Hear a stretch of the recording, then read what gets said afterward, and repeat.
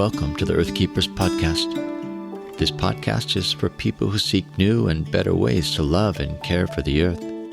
It's a podcast for anyone who is deeply concerned about the harm being done to the environment on a local and global level.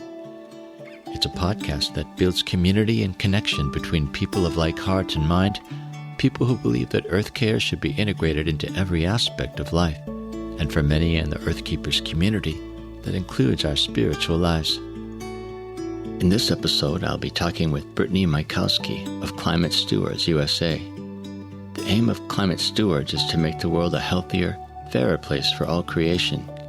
They do this by helping individuals and communities to become more aware of the planet-warming carbon emissions that they produce in their day-to-day activities. They also provide opportunities for people to essentially make up for their harmful carbon emissions by putting money towards carbon-reducing projects around the world. Projects that improve the lives of communities in less developed countries.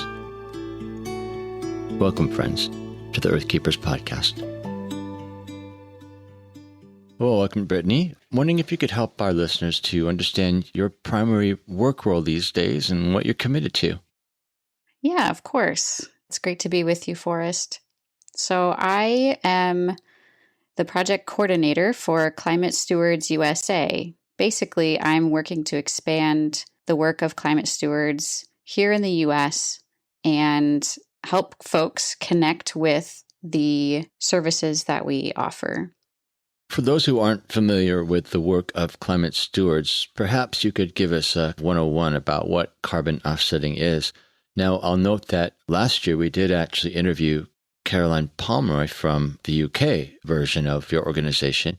So we did actually learn quite a lot, but maybe you could, for listeners who aren't so familiar with carbon offsetting, explain what is involved in that. How does that work? So if you were going to buy a t-shirt, the cost of that includes the materials and the labor and some profit for the company. But what's not probably included in that cost is, say, if there was some pollution at the factory where it was made, that pollution is perhaps affecting the factory workers and the environment. That pollution is considered an externality because it's not included in the cost of the t-shirt. Similarly, as we go about our lives, there's a carbon cost to our lifestyle, particularly in Western societies. And that carbon is an externality.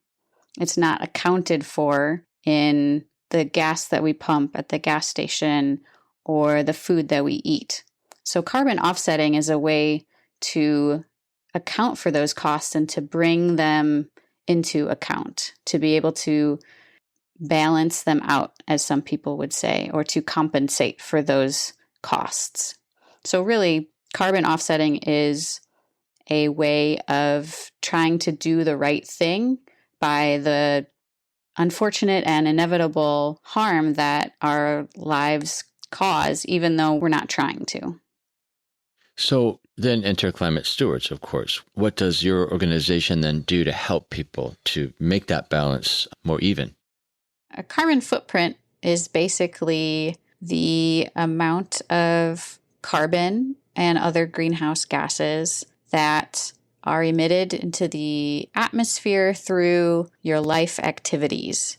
So the largest component for many is the energy that they use to heat and cool their home and run their appliances. But travel is another big one. So that's your commuting and running to the grocery store, and of course your flights as well. There's also the food that you eat, the waste that you generate, the water that you use, and the things that you buy. There are carbon costs associated with all of these things. Some of them, it's really obvious because we're actually burning fossil fuels. So when I fill up the tank of my car and drive it, I'm burning gas and oil. Hopefully not too much oil. That would be bad, but that's very direct. But then there are also carbon emissions associated with the supply chain. So that's where there are carbon emissions associated with the services that we use and the things that we buy. So we have a carbon calculator online on our website that people can put in their information. For example, if folks wanted to look at the carbon footprint of their house for an entire year, you could do that. Or if you just wanted to calculate how much carbon was emitted for a vacation flight, you could do that as well. And then once you've calculated the carbon footprint, there's an opportunity to offset as well. But the carbon calculators that we have online are for individuals, and then we have 360 Carbon, which is for churches. We also offer a consultancy service for larger organizations because there's a lot of data involved, and it would be very cumbersome for those organizations to try and deal with it. And so we deal with it for them and then provide a carbon footprint report for them. And of course, this tool helps us to become more aware for two reasons. On the one hand, when you see exactly what amount of carbon you're emitting in your life through various activities, that translates into offsetting, which, when it comes right down to it, is about money, right? People are donating money or paying money to the organization, which then gets reapplied elsewhere in ways that balance out that carbon emission. But I'll have to say from experience, using that carbon calculator, it also really drove me to see my life in a new way. There are things you do that you don't really realize sometimes have an impact. And so I think that's one really, really good function of the carbon footprint calculator, is helping us to realize that there's many things in our lives that not only are part of the problem, but that we can actually change. There are things we can do. It's not just about maybe driving less or getting an electric car. It's about buying certain kinds of foods over other foods, which are more carbon intensive. So decisions that we're not really used to thinking about in terms of carbon footprint. Yeah. Was there anything in particular that startled you and resulted in you changing a habit? Well, we have a lot of people on the podcast. When I ask them, what can people do to begin their journey into earth keeping, a lot of them will say, plant a tomato. You know, it's sort of this symbolic act of so many different things. On the one hand, it's connecting you more to nature. On the other, it's about finding ways to avoid buying produce that is shipped across the country that costs so much in terms of carbon emissions because of the transport costs. So I would say that really food has been my big learning curve, my big revelation over the last couple of years. And it's actually caused me to become much more of a vegetable gardener. I'm still learning about those things, but it's made me prioritize at least the efforts to grow some more of my produce, because I don't think I realized I had actually put it together, that the ways we eat, especially in the West, they tend to be very carbon intensive and carbon costly. So maybe that was my biggest takeaway from learning from people like you on the podcast. Well, Forrest, I will have to send you some seeds from a tomato plant that is native to the Everglades that I have. I got... Really? Yeah. While I was visiting colleagues in Florida, they're very, very, very small, like the size of a dime, these tomatoes. I took one home and I saved the seeds and I gave some to my mom and I kept some for myself. And I'm growing 2 of them this year, and they are growing faster and taller than any of my other tomato plants. And I'm in Wisconsin, and they love it here, but I'll have to send you some of these native Florida Everglades tomato seeds, and you can see how they work out there. Yeah, I would love that. I would love that. It's become kind of a weird hobby to find the strangest tomatoes I can grow. And if I can grow native Florida tomatoes that are the size of a dime, I would love that. That'd be great. Yeah. My latest experiment is black tomatoes, which are really beautiful, but I can't get anyone to eat them. I would eat them. So, yeah. But yeah, I appreciate that offer. Thank you. We work with partners in the global south to develop projects that will save carbon. Our first project was in Ghana in partnership with Rocha, Ghana, to plant a forest at a school.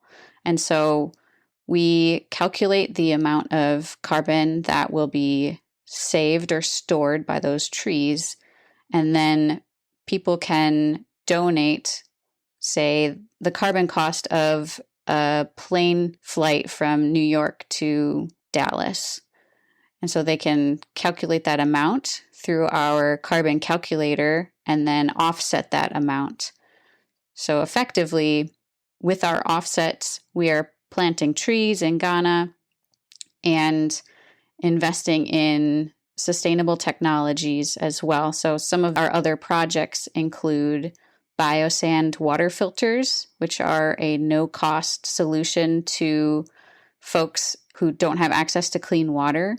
Rather than boiling the water over charcoal or firewood, the biosand water filter provides clean water without having to boil, and so we save carbon in that process.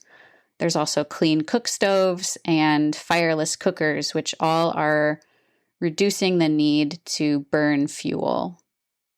So I imagine that if one lives in poverty, thinking about one's carbon footprint or thinking about the amount of carbon you're emitting is not a major issue, right? You think about other things first. So when, for example, you go to Ghana and perhaps teach people about the sand filters for the water, what induces them to use such things or to say use clean cooking stoves?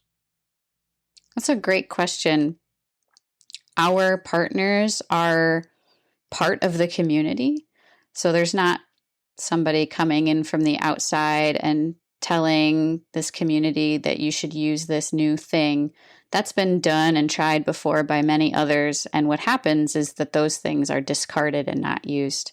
So one of our distinctives is that our partners are part of the community. And the folks, for example, who are receiving a biosand water filter, it doesn't just show up on their doorstep one day. They are involved in the entire process of construction and of learning how it works, how to fix it, and where they can go for help if something goes wrong, if it stops working for some reason. We also employ, in the case of the biosand water filters, filter buddies. So these are folks in the community whose role is to go around and to visit the homes of those with biosand water filters to ensure that they're working properly and that the households are actually using them. And of course, I imagine that there's some actual benefits that come with it that go even beyond carbon emission. I'll just guess at this. You can confirm for me. I imagine if you are learning how to use biosand water filters, what that probably does is makes it quicker in some ways to get water. Like boiling the water seems like it would be an arduous process. Are there benefits like that? Yeah, that's absolutely right. The biosand water filters are a great example. We can see with the biosand water filters that people are seeing multiple benefits. There's, as you mentioned, the time resource that is more available with the filters. And also, people drink more water. And so there's health benefits in that way, reduced smoke and eye and lung diseases that go along with burning fires indoors or being around fires a lot. We also see an indirect benefit to local forests because the pressure for firewood and charcoal is reduced. So we see this wide range of benefits, everything from biodiversity to finances. It costs money to purchase charcoal, and that's one of the reasons that people continue to use them, is that it really does help them. I really like what you said about these other benefits, such as benefits to the forest, and that people are no longer needed to cut the trees down at the same rate.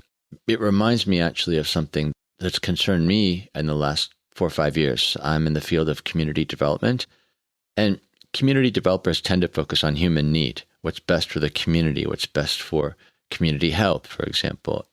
And sometimes we prioritize human need over the need of the broader community, including creation. So for me, the thing that's really had to be expanded is this definition I hold of what is community and who is part of community. And it seems to me that when you're counting the benefits of these various interventions like the clean cook stoves, you are taking a much more holistic approach to understanding what community is. It isn't just about people's needs, it's about the needs of their environment as well. Would that be fair to say? Yeah, for sure. And I wonder, from your perspective, what is a way to begin that conversation within the community development realm? Yeah. Well, I think it's a lot easier to have that conversation with people who are experiencing various needs, people in the context who probably know very well how interconnected their community is with the environment. I do think it tends to be folks from outside the country who want to do good, maybe coming from a Western context, who are more concerned with efficiencies and perhaps have the over-prioritization of human need in mind when they're actually helping to implement projects and provide resources. So I would say one really important way would be to involve the people who live in the villages and ask them, how can we do this? What do we need to think about? Who do we need to think about? What elements of community? Because I think they have a lot to teach us. And very often, people who intervene from the outside tend not to listen because they're pretty assured of their expertise and of the effectiveness of their solutions that they import. Climate Stewards probably has seen what happens when we don't listen, because we can end up with irrelevant or unsustainable projects and interventions that people really don't own because the ideas didn't come from them. It didn't rely on their local knowledge, their local wisdom. Yes, that's definitely true. We've been in conversation with Brittany Michalski of Climate Stewards USA. As we've noted, Climate Stewards collects the money paid for carbon offsetting in the global north and invests it in ways that both balance global carbon emissions and make life better for rural folks in the global south. In effect, they are supporting the work of community development through an organization called Rocha International, an organization that works for healthy ecologies in ways that also improve people's lives. As you might have picked up by now, I have a particular passion for these sorts of issues, and 15 years ago, founded a master's degree program in international community development at Northwest University in Kirkland, Washington. As the title suggests, the aim of that program is to equip people for service and advocacy all over the world. One of the distinctives of the ICD program is its holistic definition of community that includes not just people, but also focuses on ecologies where those people live. That is the broader community of creation. If you know someone who might be interested in this master's program, which is offered either online or in person, check out the show notes or just do an internet search for International Community Development at Northwest University. And now back to our conversation with Brittany Michalski. I am wondering why. Why should people consider offsetting as part of a larger strategy for earthkeeping? And I'm wondering too, this is a corollary question that has come up for me recently, is offsetting something that individuals can do effectively, or is it really meant for large organizations? I've gotten that question too, and I've thought a lot about it. We have, as a team, have thought a lot about it. And the answer is, at least from my perspective, yes, both individuals and large organizations can offset and do so meaningfully. So, and I'm going to forget the name of the author, but the name of the book is Under the Skies We Make. The author really goes into depth about how individuals can make a difference. And one of the reasons we can, particularly thinking of individuals in the West, is that the world's richest 10% are responsible for 50% of global emissions. If you make $40,000 a year or more, you are in that top 10%. So that's a fair number of Americans. And one of the largest expenditures of carbon is flights. So I think in particular for individuals to offset their flights, that is meaningful. But taking a step back, one of the questions that we need to ask ourselves is, when is it appropriate to offset? And in this way, there's a cool analogy that Climate Stewards has blogged about, is carbon offsets are like ice cream. You don't get to offset until you've eaten your veggies, also known as you have taken the steps to reduce your carbon footprint.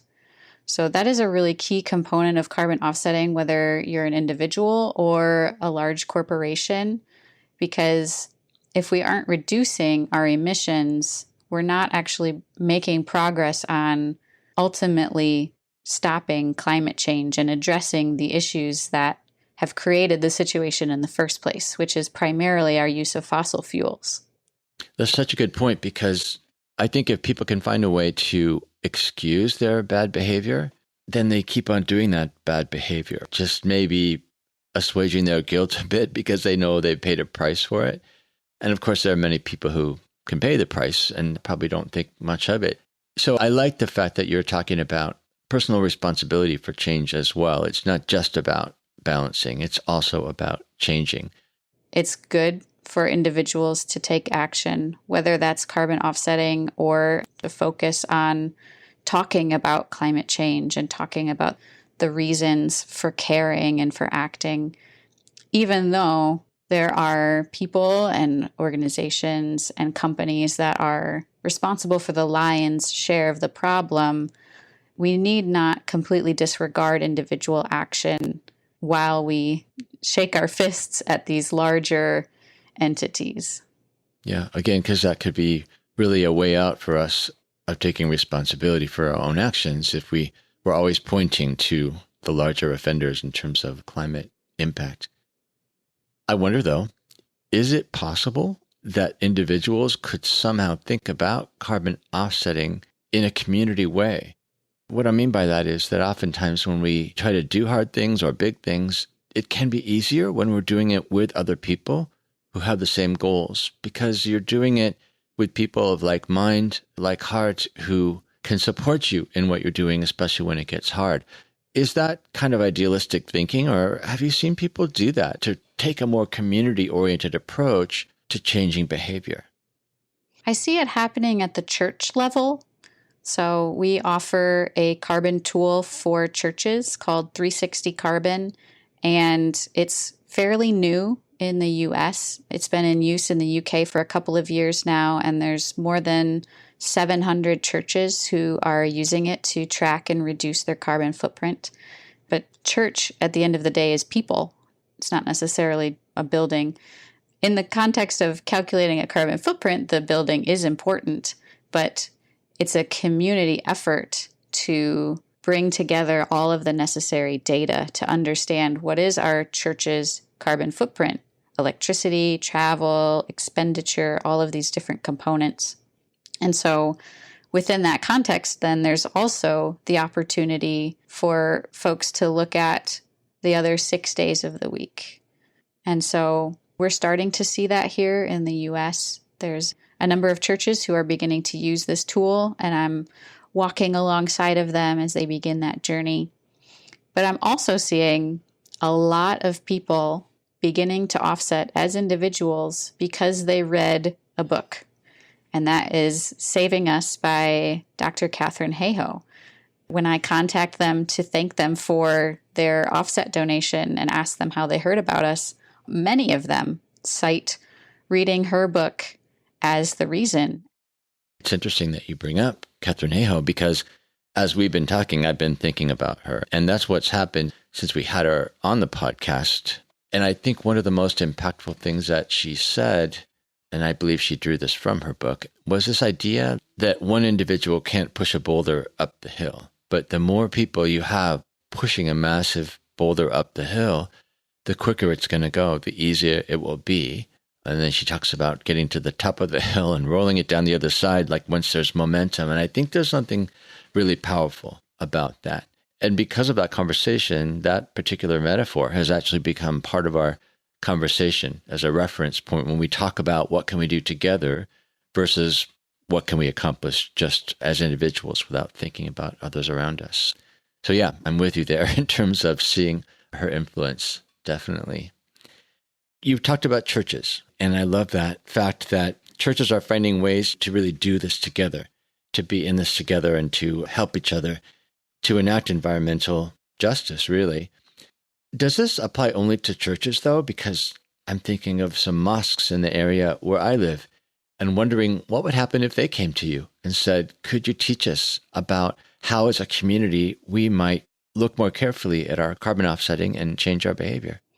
That's very true. Yeah, I think any organization, again, the externality, the reality of harmful carbon emissions happening because of living in the United States, for example, for those listeners, including myself, that are in the US, we all in some ways bear responsibility for that. And so addressing it as a community, whether it's a Christian community or Jewish community or Muslim community, is, I think, really awesome. And we are working on right now a synagogues version of our tool. And I think in time we will also have a tool component for mosques as well. It's a bit of a process, right? Because there's contextualization that's necessary. But yeah, I think even the church's tool right now could be used for a mosque in the US. Or the 360 Carbon tool also has options for small businesses and small nonprofits. So it's a fairly flexible sort of thing that if somebody from a mosque came to me today, I would still be able to point them to 360 Carbon and it may still be helpful to them.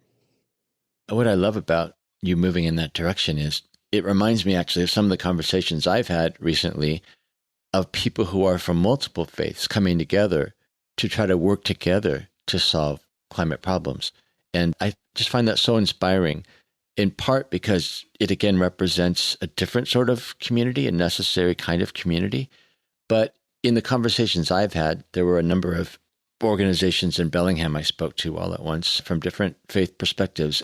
And the learning that happened in that conversation was just so energizing, because when people come from different traditions and different cultural backgrounds, they have new perspective, or at least new perspective to us if we're not in that particular context. And I think together we can only be better. Together we can actually help each other to understand and see things in new ways. So I'm glad that you're already thinking about moving in that direction.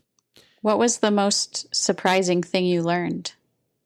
I think what was interesting to me is that the particular group that I spoke to, they had somehow found ways to not be defensive against each other, because, religion tends to pit people against one another. And people from other traditions tend to, for some people, represent a threat in some ways. But for the particular group that I had talked to, they were just so winsome and trusting of one another. It was clear that they'd become friends as well. Not good friends, they didn't know each other that well, but their organizations had partnered together in the town of Bellingham, Washington, to do some pretty amazing things. And so I just admired so much their willingness to trust one another and to learn from one another. It was the humility that they showed was just so impressive. They knew they had a lot to learn. And when you have that stance, I think anything is possible in terms of community, when you value the perspective of the other person to give you what you don't have, to help you understand what you don't already. Mm-hmm. Mm-hmm. Some people have maybe got a bad impression of carbon offsetting because every once in a while you hear stories of carbon offsetting being more of a scheme or a scam.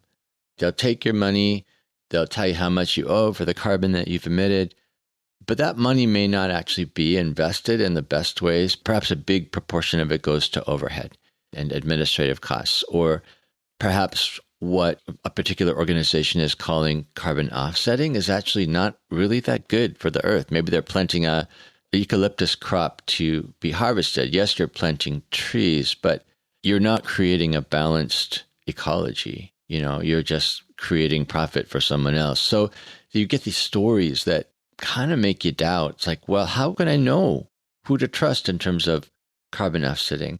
And it does make me ask the question, in terms of Climate Stewards, what is different about your approach? How can people know that what you're doing actually is good for the planet in the long run with the money they spend for offsetting? What makes us different is that we have a direct relationship with our project partners, and many of them are Rocha organizations themselves. Rocha Ghana, Rocha Peru, Rocha Kenya. and we don't have a middleman between us. So many offsetting outfits, you're purchasing carbon offsets, but that company doesn't have a direct relationship with the partners. The folks on the ground who are generating the offsets, there's a middleman in between. And that's not the case with us. We know our project partners.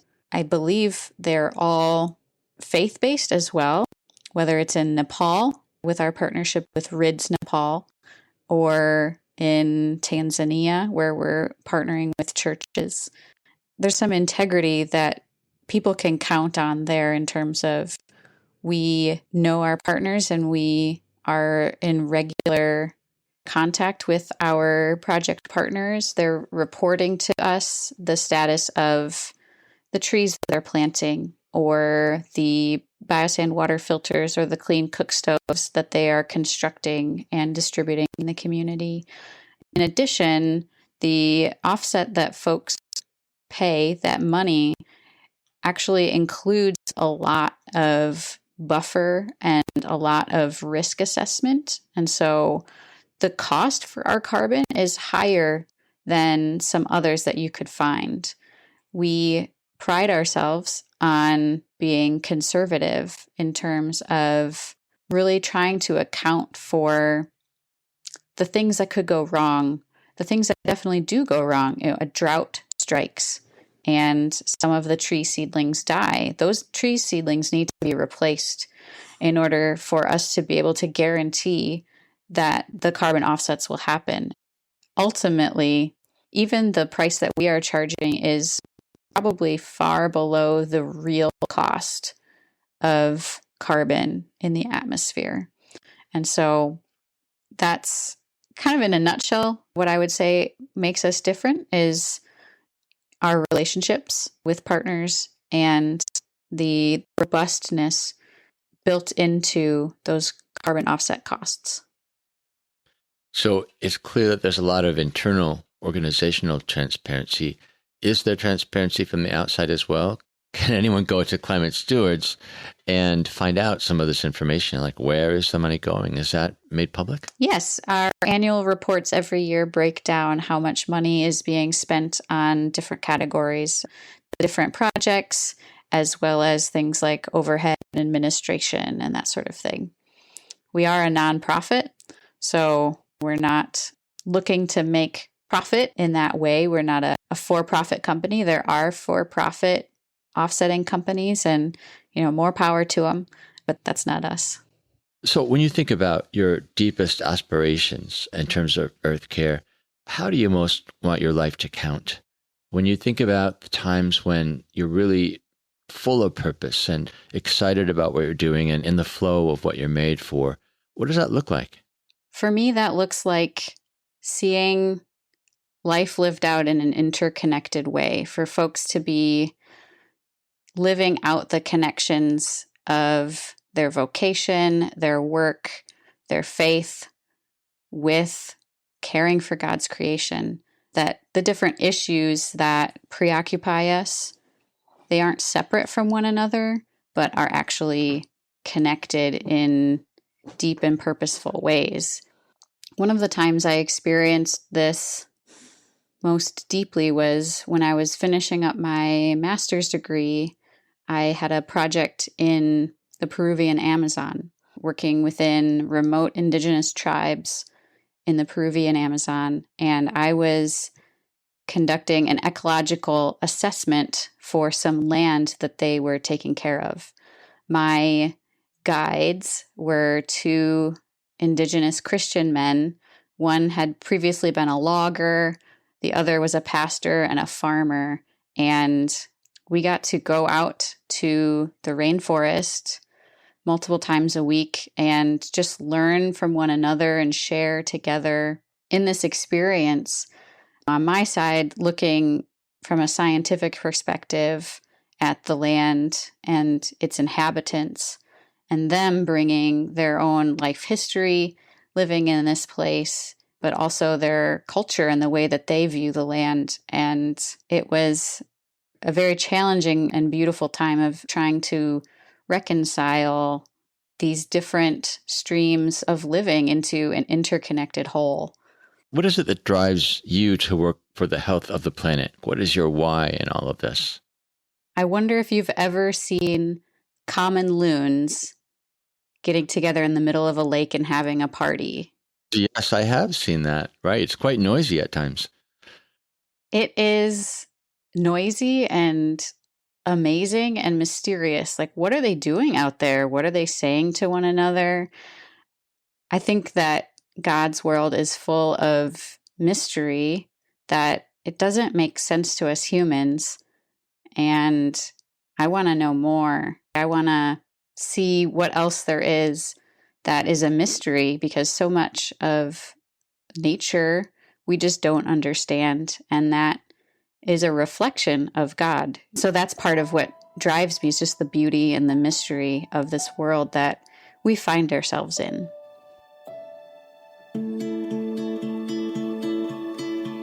We've been in conversation with Brittany Michalski of Climate Stewards. If you want to access the resources that Brittany referred to throughout the podcast, including the carbon calculator tools for individuals or communities, you'll find information and links on the podcast website. Also, if you missed those Earthkeepers podcast episodes that we referred to in our conversation, just go to the podcast website and look for episode 53, called Better Together, the Multi-Faith Network for Climate Justice, episode 41, an interview with Katharine Hayhoe on her book Saving Us, and episode 31, called Carbon Offsetting 101, which is an interview with Caroline Pomeroy of Climate Stewards UK. If you appreciate this podcast and want to help us expand its global reach, please show your support by subscribing. Just go to whatever platform you listen to podcasts on and hit the subscribe or follow button for the Earthkeepers podcast. I'm Forrest Dinsley, your podcast host. Our executive producer is James Amadon. Our producer is Dave Wolfers. Timothy Connor is our editor, and Forrest Reed is the creator of our original music. Our research assistant is Rochelle Nordman, and Jesselyn Gentry is our social media director. Thank you, friends, for listening, and please join us for our next conversation on the Earthkeepers podcast.